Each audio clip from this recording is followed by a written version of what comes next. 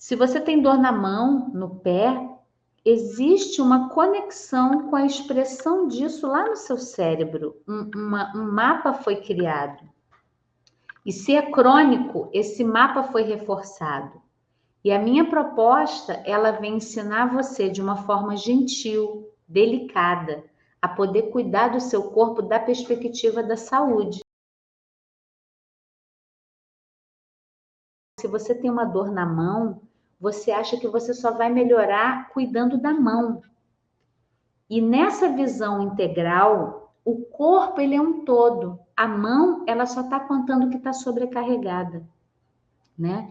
Se você puder escutar mais o seu corpo, uma coisa que eu tenho acompanhado muito com vocês é que quando eu trago essa perspectiva de vamos sentir nosso corpo, vamos ouvir o corpo, né?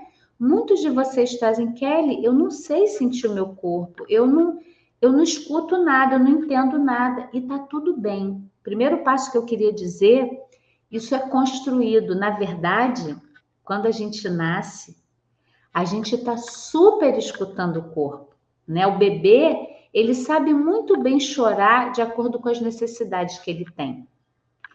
Uma criança que é mais respeitada, ela sabe a hora que ela tem fome, que ela tem sono, e aquilo tem uma coerência linda, que não é com a gente determinar, você tem que comer de 3 em 3 horas, você tem que dormir de tal hora a tal hora, você tem que evacuar pela manhã, e aí você começa a impor ao seu corpo um ritmo que você não está escutando mais o seu corpo. Então, meu convite é para você não se cobrar. Ao invés de você pensar numa artrite reumatoide, numa síndrome do túnel do carpo só como um problema do seu corpo, você pode incluir esse olhar. O que você está vivendo? Como está o seu momento? A dor crônica, seja em qual parte for do seu corpo, ela também foi treinada, seja por não ter tido recursos para lidar, seja por ter acreditado que é da idade, que você vai ter que continuar lidando com essa dor crônica sim, seja porque te disseram que dor crônica não tem cura e você vai ter que se acostumar. E eu quero dizer para você que a plasticidade neuronal, ela é uma grande aliada de transformação a todo momento, de acordo com as escolhas que você vai fazer. Então, vamos fazer uma experiência.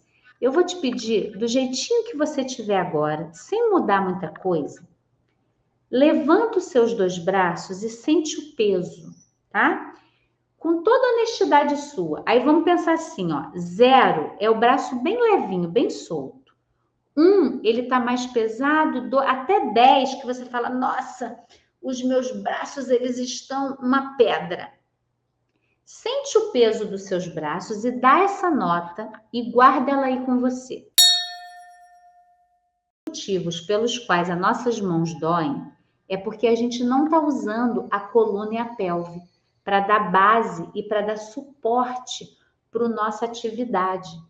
E aí você pode me dizer, Kelly, mas não é por isso não, é porque eu trabalho digitando, eu fico muitas horas com atividade manual e eu estou desenvolvendo síndrome do túnel do carpo, né? É LER, lesão por esforços repetitivos. A gente vai criando os nomes e é verdade, mas muita gente trabalha várias horas sentado e não tem isso.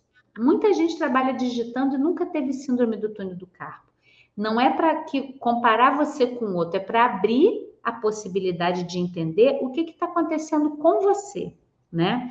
E uma das causas é que a gente usa os braços como sustentação. Eu estou exagerando aqui, você não precisa estar assim, mas se a gente usasse mais os pés, a pelve para segurar o peso, a gente liberaria a tensão aqui. E a gente sabe que o estresse, a ansiedade, tudo que a gente vive tão presente no nosso momento atual, tende a sobrecarregar essa região. E aí tudo que a gente vai fazer usando as mãos tem mais esforço, é mais difícil. Certo? Então é importante entender isso. Quando você for trabalhar, observa como você está usando a sua pelve e a sua coluna.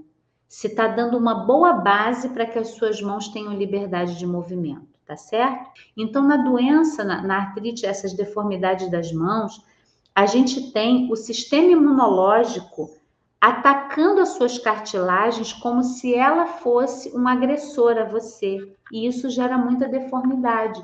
Por isso que eu falo tanto para vocês da gente começar a ter uma atitude de amorosidade com o nosso corpo. Com base na teoria polivagal, a gente vai descobrindo que se eu crio uma atmosfera mais segura para o meu corpo, eu consigo restaurar muitas funções. E não que eu nunca vou estar estressada, eu nunca vou correr, eu vou estar tensa. Isso é da vida. Só que o que acontece é que a gente está cronificando uma maneira tensa de viver. A gente tem o nervo mediano, que passa bem aqui numa regiãozinha central da nossa mão, onde tem um túnel, o túnel do carpo, que ele passa junto e tem tendões também. E que o que se dizem, né? O que dizem é assim, Kelly, o túnel ficou estreito e os tendões estão comprimindo o nervo. Então, é muito desagradável. A pessoa tem dormência nas mãos, ela perde, dependendo do grau de compressão do nervo, ela tem perda de força também, não consegue levantar um copo para segurar alguma coisa, né? Tem formigamento, é muito desconfortável, né? Se a gente fala da perspectiva anatômica, a síndrome do túnel do carpo, ela tem a ver com esse espessamento dos tendões ao redor desse nervo que pinça, e até tem um dos testes aí, se você toca e a pessoa tem um choque aqui na região, está dizendo que o nervo está sofrendo ali uma compressão, mas eu digo de novo para mim, é uma forma de usar o seu corpo que está sobrecarregando a mão. Você nasceu com o seu corpo do jeitinho que ele tem que ser, tem lugar para passar tudo ali. Então, se você está usando as mãos de uma forma isolada, gerando muita tensão na mão, sem usar todo o recurso do seu corpo, aí você pode ter é como se fosse uma hipertrofia dessa região que comprime e não te gera mais força. Então, dizer também que você não é refém de uma síndrome do túnel do carpo e vai ter que continuar assim.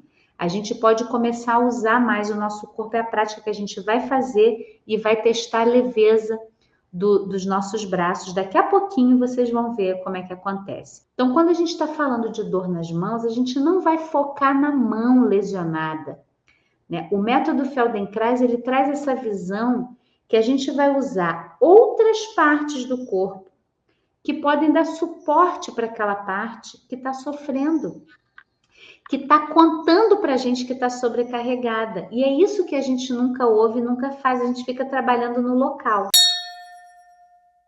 Você vai levantar os braços e vai dar uma nota para o peso que você sente nos braços e nas mãos, de 0 a 10. 0, não está pesado, está muito leve. Se for 1, é um pouquinho, 2, 3, até 10 tá um chumbo os braços. Dá essa nota aí agora e a gente vai, do jeitinho que você está sentado, sentada, você não vai mudar o lugar, você vai sentar na ponta da cadeira. Então, vai para a pontinha da sua cadeira, senta lá na pontinha. E aí você vai arrebitar o bumbum. Quando a gente faz isso, senta na ponta da cadeira e arrebita o bumbum, a nossa coluna já ganha curvatura. Observem aí. Guarda a nota da sua avaliação e observa se quando você senta na pontinha da cadeira, já tem umas curvinhas acontecendo por aí, que são muito importantes. O que a gente vai fazer? A gente vai entrelaçar os dedos das mãos. Se você não puder fazer isso aqui e colocar aqui como eu vou fazer, você vai deixar os braços soltos nas suas pernas. Não precisa botar as mãos na cabeça, tá? A gente vai aqui, ó. Quem puder vai colocar aqui, mas a gente vai usar a pelve e as costelas. Então, a gente vai fazer um movimento de girar, de rebolar na cadeira. Você está sentado na pontinha da cadeira e você vai rebolar suave. A gente não está fazendo alongamento, a gente está... E aí deixa redondinho o movimento, para um lado. E sente o bumbum, a sua coluna passando ao redor do bumbum. Maxilar solto, respiração livre. solta a boca, não prende aqui o movimento. E aí você vai, ó, soltar. Pode ser sentado na cama, assim, aonde você estiver sentado. Se puder ir para a beiradinha para sentir o arrebitar do bumbum, tá? E aí agora solta os braços e continua o rebolado. E aí a gente vai, ó, mudar o sentido do rebolado. Só que esse movimento, amores, ele tá vindo lá do seu bumbum. Eu quero que você leve a atenção lá pro bumbum. Não é um movimento que você tá forçando, pode ser pequenininho, tá? Movimento redondinho. E aí deixa o maxilar solto, a respiração livre. Mais um pouquinho de rebolado. E aí você para, faz uma pausa e fecha os seus olhos.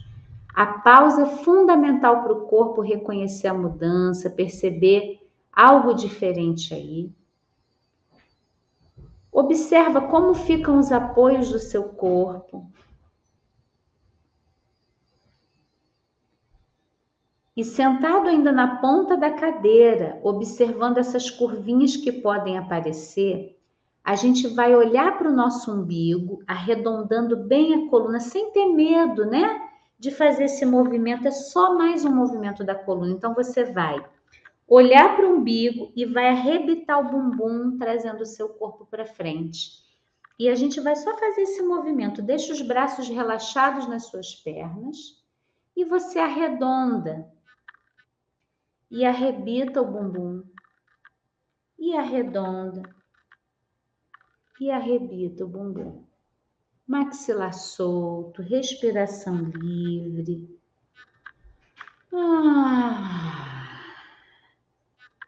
E aí você pode parar, faz uma pausa.